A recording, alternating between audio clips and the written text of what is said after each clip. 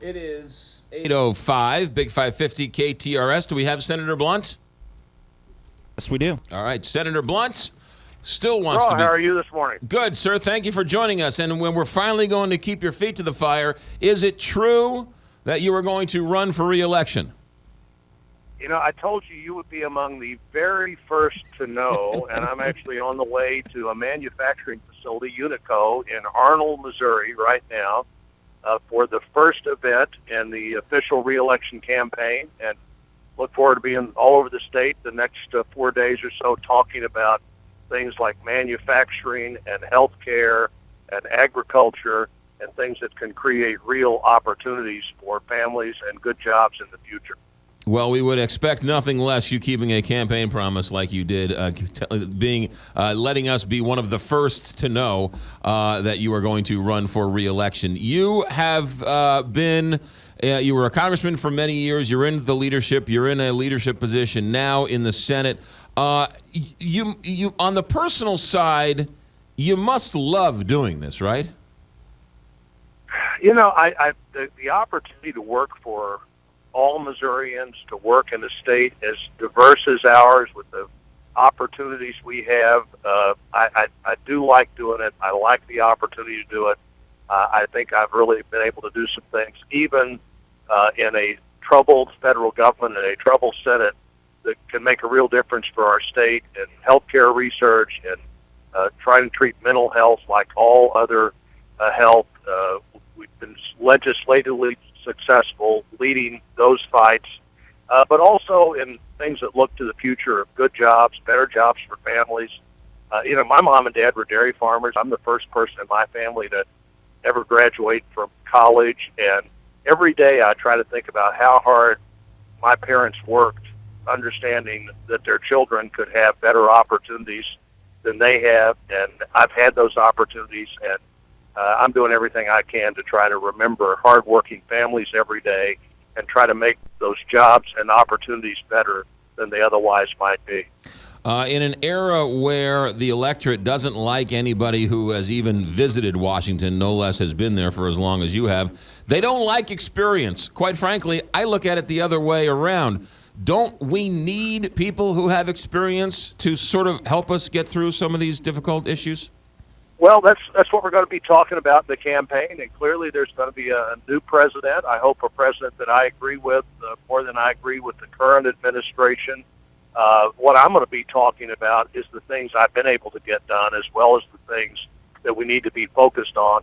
And I think that's going to be a good case to make, finding the way to find that one person you may agree with, the one thing you may agree with somebody on the other side on, and say, let's get a piece of legislation passed on the one thing we agree on, like the bipartisan legislation I did on advanced manufacturing, or legislation we did to help this company, Unico, where some federal regulation had improperly failed to understand what they did. It's a company that largely retrofits old buildings with heating and air conditioning. The standards for that company were totally different than if you're trying to build a new building. And we actually had to pass a federal law to get this company to where they were able to be competitive and have jobs. Excellence in mental health, a bipartisan piece of legislation I was the principal Republican sponsor on. We're going to have 8 pilot states, maybe as many as 24 pilot states, that'll be treating mental health like all other health. And, you know, talking about things like transportation. A good transportation bill matters to the whole country, but it matters most to us because if you look at a highway map of America or a railroad map of America or a river map of America, all 3 of those maps come together right where we live. How do we take advantage of that? It's, I think, an exciting time for the country if we'll just make 3 or 4 common sense decisions as opposed to 3 or 4 dumb decisions that double our utility bills and make it harder for us to compete and put the EPA in charge of more things than the EPA could ever be in charge of. And so I'm excited about what can happen. I think this is a particularly important election year. The court, the Congress, the presidency, all sort of in the constitutional balance of how we're going to move forward. Senator Blunt with us. One political question, and that is with the death of Justice Scalia, many people have said President Obama shouldn't nominate a Supreme Court justice. Your thoughts on should he or shouldn't he? And do you feel you should be forced to vote up or down on somebody he does nominate? Well, I think that the American people should have a say in who's going to get a lifetime appointment to the Supreme Court. I want to be sure you hear exactly what I'm saying when I say this.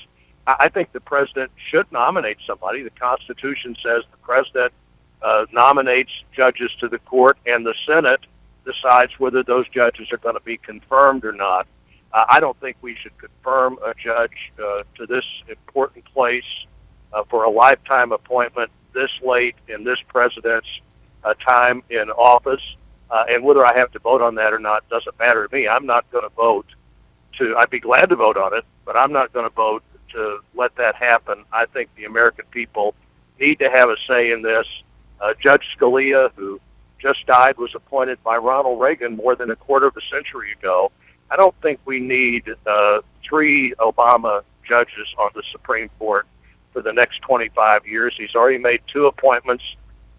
This will be something the American people ought to think about when they're electing the next president, and I am confident that the Senate will not confirm whoever the president nominates. So sight unseen. Let's say he picks a good moderate or somebody you might not have a problem with normally. You're just going to reject it no matter who he picks. You know, I don't think there's any likelihood that the president will nominate anybody that I would want to see on the court for 10 or 20 or 30 years. I think that's not the right time to do it, not the right moment to do it.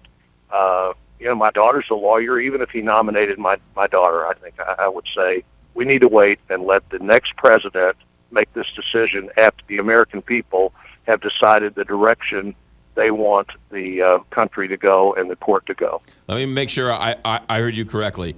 If President Obama nominated your daughter, who is a lawyer, you would not vote to confirm your daughter?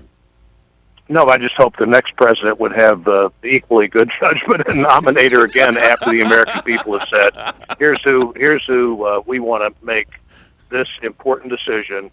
I think the court, the Congress, and the presidency are all in a constitutional balance. It's in jeopardy right now.